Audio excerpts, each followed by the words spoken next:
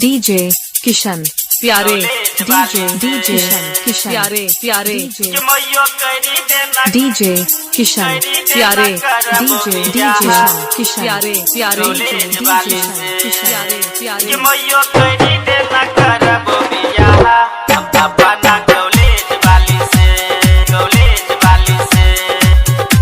Music by Riya studio Khagaria. DJ Kishan प्यारे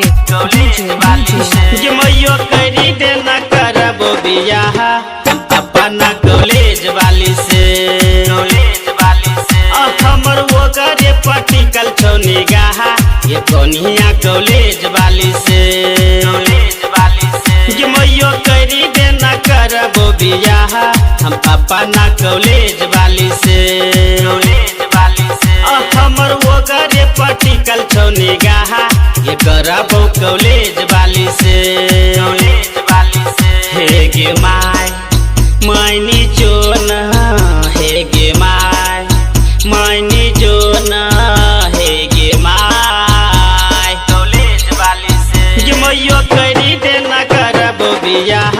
हम अपना कॉलेज वाली से हमर वो करे पटिकल छौ निगाह ये करबो कॉलेज वाली से डीजे किशन प्यारे डीजे किशन प्यारे प्यारे डीजे किशन प्यारे DJ Kishan music by Riya studio Khagaria. DJ Kishan प्यारे डीजे किशन प्यारे प्यारे डीजे किशन डीजे संजय राज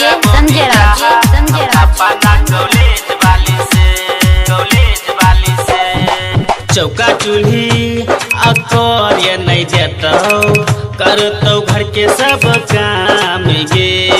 चाल चलन आ तू से नहीं पड़तो बैठ के कोरी है आराम गे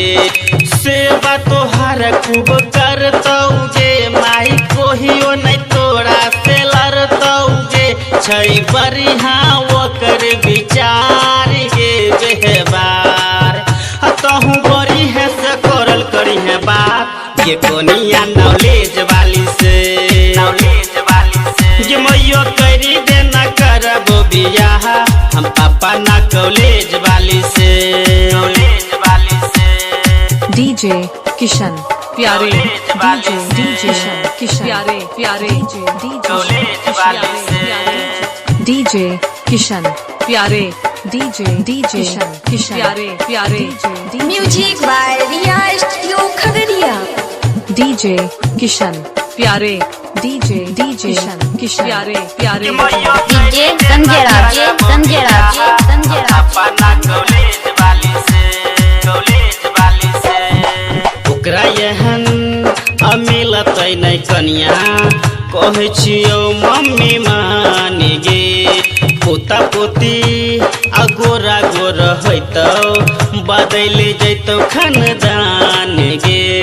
राइटर खल ठुता देखने छौ जैसन रविश के कोनिया वैसन छौ माही जल्दी से करे सेट नहीं करे लेट आ किशन प्यार के लागो बड़ी डोर ये कोनिया दहेज वाली से